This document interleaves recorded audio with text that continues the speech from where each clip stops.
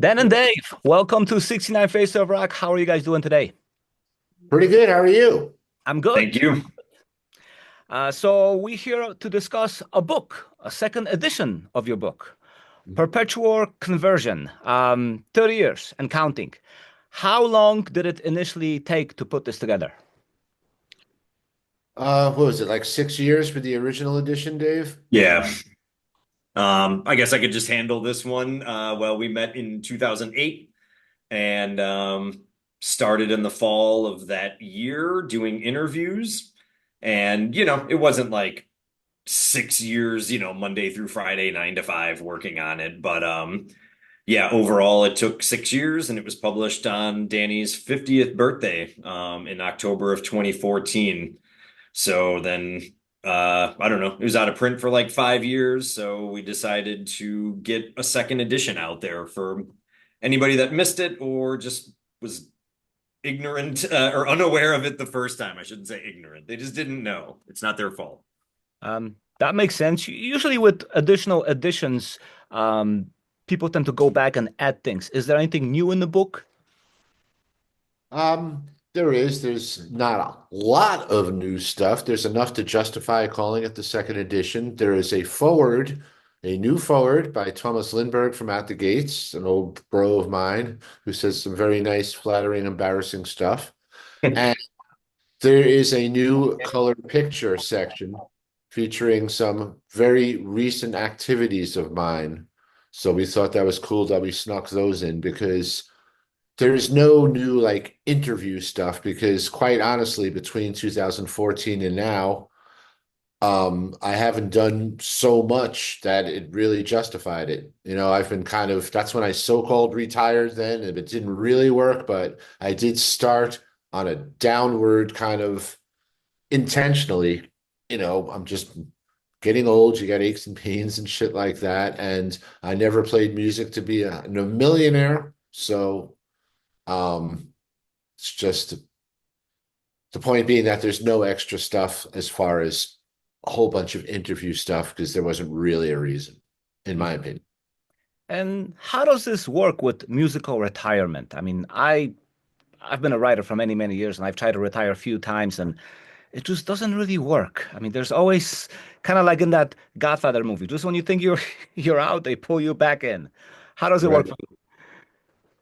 That was just really a hint to the other bands I was playing in at the time, just kind of like, I gotta just slow down. I mean, one thing was, um, I would say like the airline industry is not as like reliable and dependable as it was as my memories back in the 80s. Maybe because back then I grew up in New York City.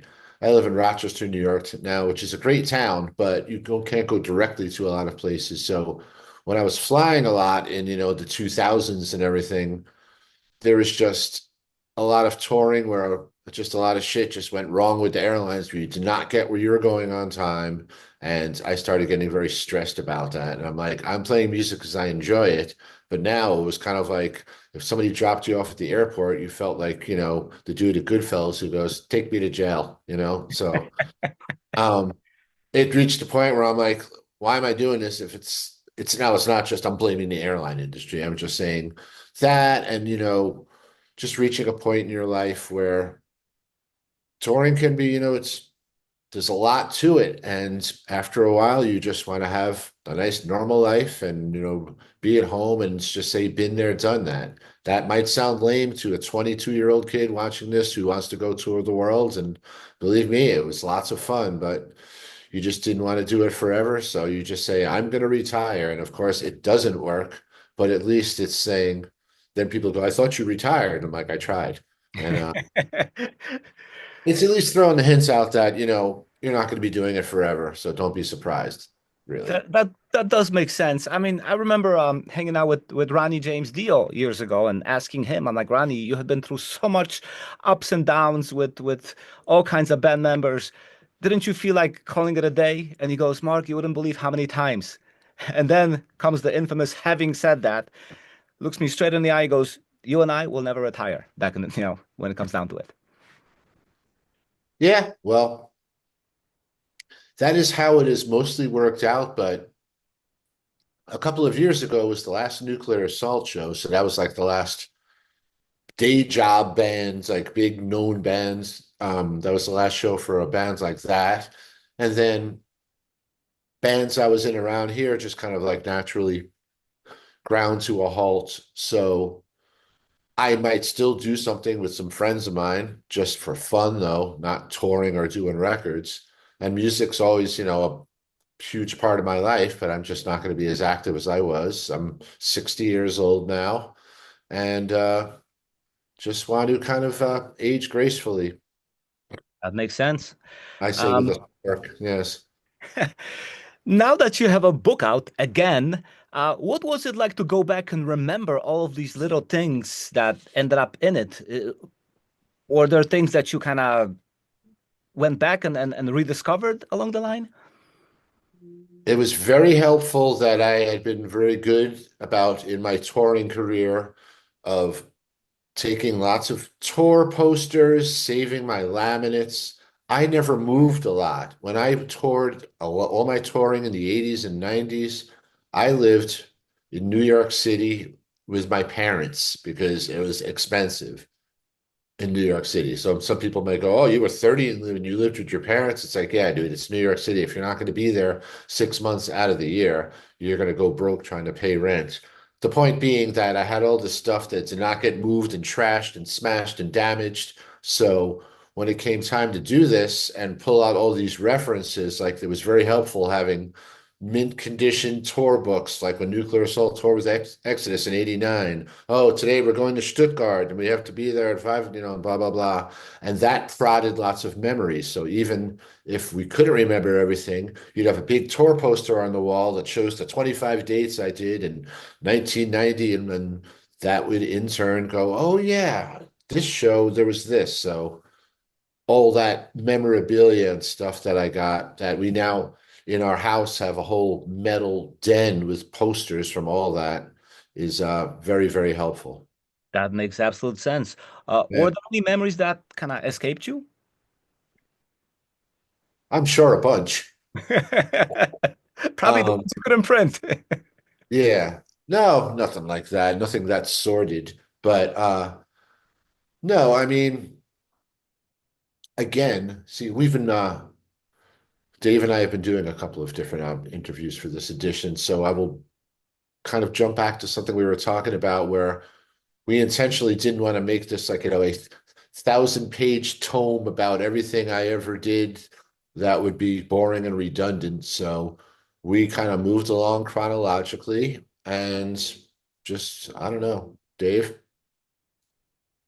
I mean, there were definitely times like Danny has a very good memory, especially, when you can look at physical items to help like jog it. But there were definitely times, and I don't know that I could like point to a specific example where I would ask either sort of maybe like a follow-up, like, oh, you mentioned this, but like, what about that? Or maybe just like a very, very like punishing, nerdy question. And he would just be like, I don't know, Yeah, which is fine. Then you just move on. There is plenty of other things to discuss. So I that felt makes like we had all the major bullet points. Dave, why did you want to create a book like this in the first place? Well, we met when I was selling merch for the reactivated Brutal Truth in '07. And then in '08 was when we got the idea to do the book. And that was just a result of, I grew up writing for zines since I was like 15, and worked for a magazine in Chicago. I don't know if you remember Punk Planet, that was based here, but yeah, wrote for them for several years and wrote for Metal Maniacs and just always, it was never like my job, but it was always sort of, I don't know, a hobby. And I felt like I was okay at editing and sort of I have a pretty decent vocabulary. I don't know. But once Danny was like, oh, or somebody mentioned, oh, you should write a book, dude. You've like seen it all. Um, and he was just like, I don't know that I would ever like take the time to do that. And that kind of perked my ears up a little bit. And when we got back from the tour in '08, I just followed up via email and said, hey, I can't really think of a reason not to try to do this. So if you are open to, let's just like do some interviews and just kind of see what we've got here. And it was like, pretty obvious immediately, like there's a story here, the guy has been very active for many years. He would have to have either a terrible memory or have just, a very boring time to not be able to make a book out of it. So I just felt like, it was due. And, what the fuck? Why not? It makes complete sense. I mean, a lot of those memories, they need to be preserved for the future generations to enjoy and learn from, possibly, right? Um, Dan, reliving some of those memories, was it therapeutic for you? Well, no, it was definitely nostalgic. It was while we were doing the book, it was like cool in the back of my mind, thinking like it's especially when you've done lots of interviews, and let's say you're doing interviews and you feel like you got misquoted or anything like that. I knew that this was not a control freak thing, but it was great that Dave and I were going to do this, and we can, make sure that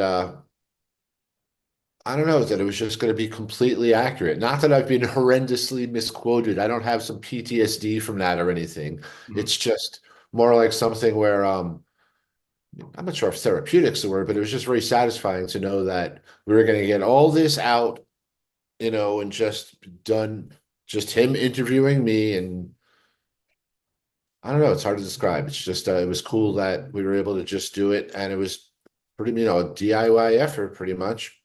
We didn't go about like looking for, book deals and all this stuff and getting agents. It was just kind of done on a punk rock level, I guess. That's the best way. Mhm. Dave, what was the biggest challenge in editing this book? Oh, that's a good question. I mean, probably being worried that I was asking too many follow-up questions because you don't want to like annoy people. Um, Can relate to that. yeah, yeah. I mean, that's a good question. I mean, that would be one.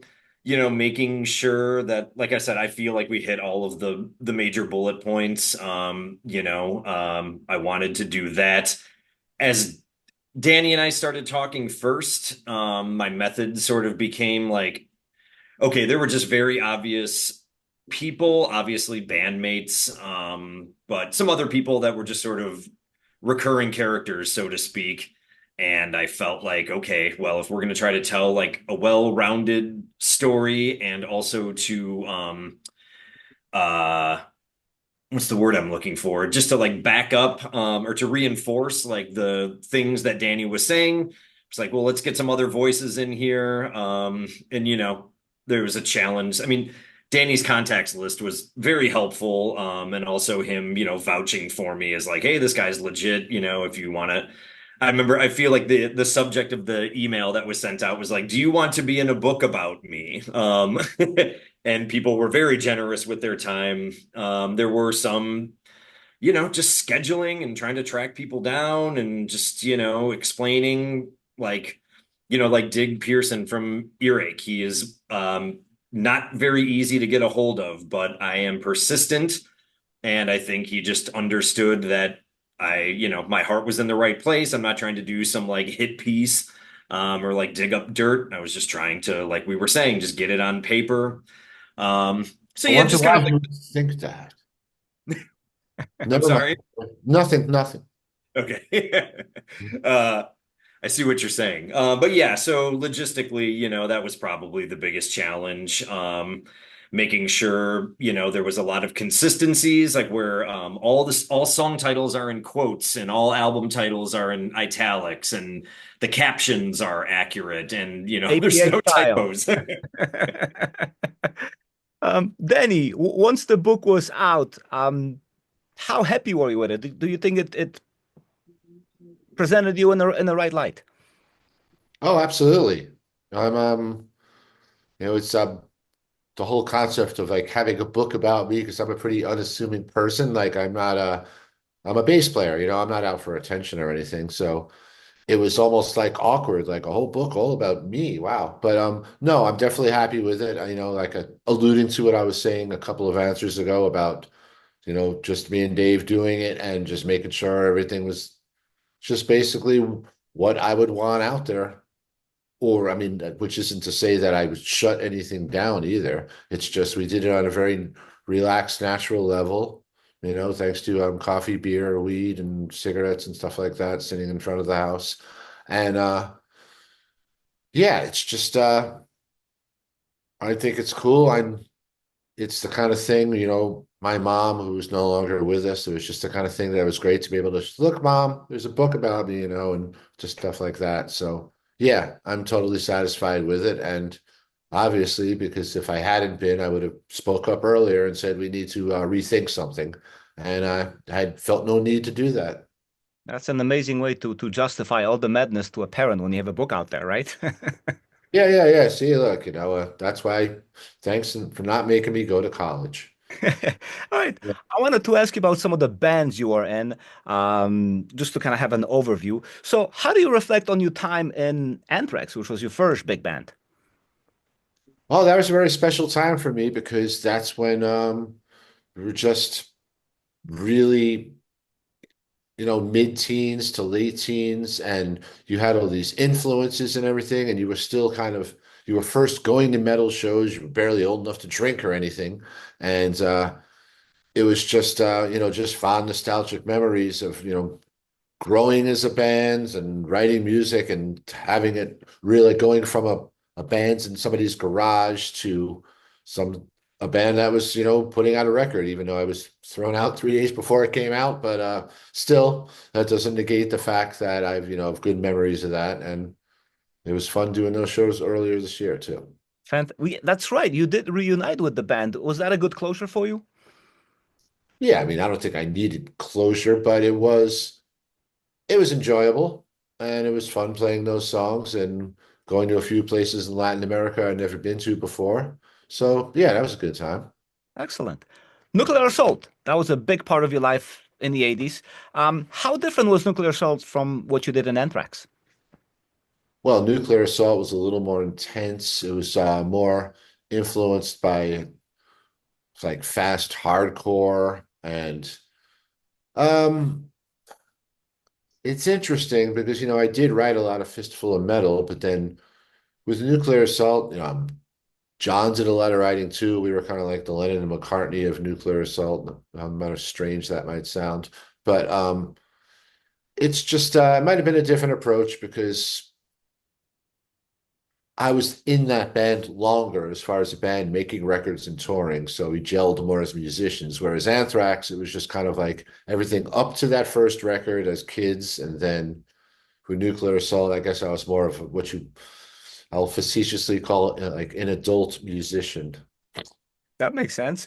Yeah. I'm in Chicago, and Nuclear Assault had a very special relationship with Chicago. A lot of great shows. I think my favorite and absolute peak for me with Nuclear Assault had to be the show you played at the Medusas with DRI. Dave, I think this guy lives down the street from you. We already established that. Ah, okay. Yeah. I remember that. Medusis, was that? No, that wasn't. Was Ludacris on that one or Yeah, not? Ludacris was on that bill too. Yeah, see, I remember this shit. I don't know how. Yeah, we took the train out to that show from New York as an experiment. Good thing they didn't have YouTube back then. You'd be like, well, here I am in Indiana, you know. Oh, that's a new one. Um, no, see, a band like DRI, they were coming from the hardcore side and getting more into metal, and then Nuclear Assault was coming from the metal side and kind of meeting in the middle. And then, of course, a brilliant band like Rudokai's from New York that was just like fast, savage hardcore, but then they would go into these kind of groovy that later was called the New Orleans sound or something, just some sludgy, weird thing in the middle of it. Um, yeah, I do remember that show. I remember playing the Metro. I remember playing the Cubby Bear. Bobby Bear, yes. And yeah, I always had a good time there. A lot of friends there Hmm. back At, in at this point, what's the status of Nuclear Assault? Because I sometimes I hear that things that might be some things might be uh or ist kaputt. kaput. So it's done. Yes. S.O.D.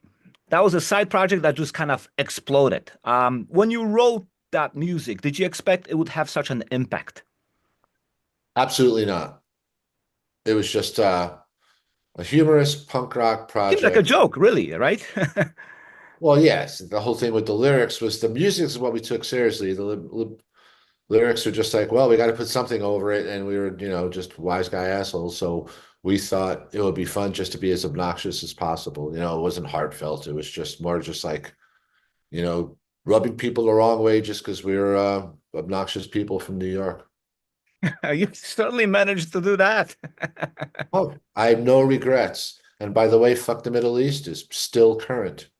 Uh, there you go. Yeah. Um, as the 80s were kind of moving to an end, you were progressively getting into heavier and heavier music. I mean, I remember you were wearing like Carcass shirts when nobody knew who Carcass was. So what was driving the intensity of your taste in metal?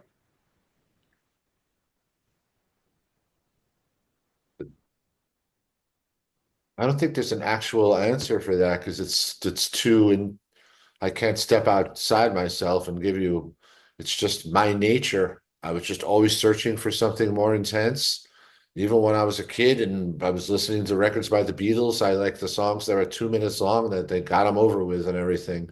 Um, I just I've compared it to like a drug, not speed, the drug, but a just a desire, an unfulfilled desire just to be more and more, just intense and chase it. And that's kind of like what I did, but there was no thought process behind it, and I couldn't tell you why it happened. It's just that's just who I am. So it's so like I said, it's just hard to externalize what that answer could be. True. Brutal Truth was born to actually express that extreme nature of metal. How important was that band to you? Oh, it was very important band. It was very enjoyable. When we first formed it, it was just a side project because Nuclear Assault had a lot of legal wrangling that the lawyers had to take care of or something. But I realized that this is the band where my heart was at. So after 2 years of having played in both bands, in '92, I left Nuclear Assault and just went to full-time Brutal Truth. And um, yeah, that was just an expression of I'd been exposed to, the whole earache roster since the late 80s. Like, oh, I was wearing a Scum shirt today. I am not now wearing a Napalm Death Scum shirt, so my apologies. But this is Swedish grindcore gadget. Anyway, having been exposed to all that stuff like Napalm and Morbid Angel and Carcass and all that stuff, I wanted to play it myself.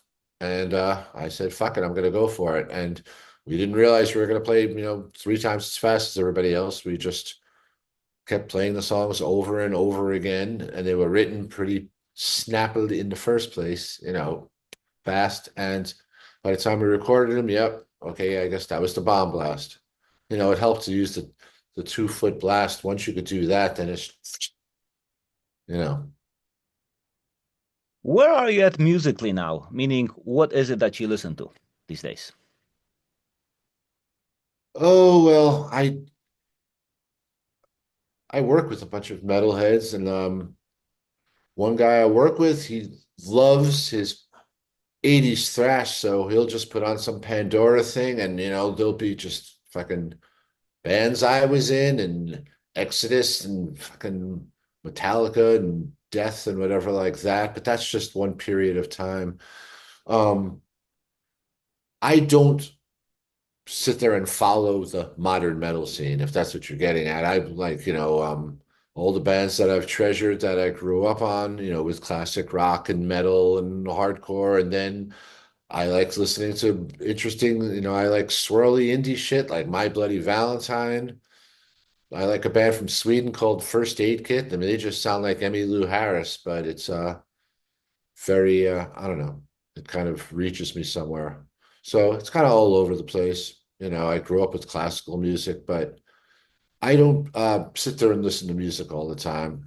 We have a party, people come over, you could have a mix. It could be anything from Morbid Angel, Altars of Madness to Dark Side of the Moon and Rush or whatever. And, whatever strikes the moment. Anything really, That makes sense. except country and opera. Um, Dave, out of the bands we had just discussed with Dan, which one appeals to you the most?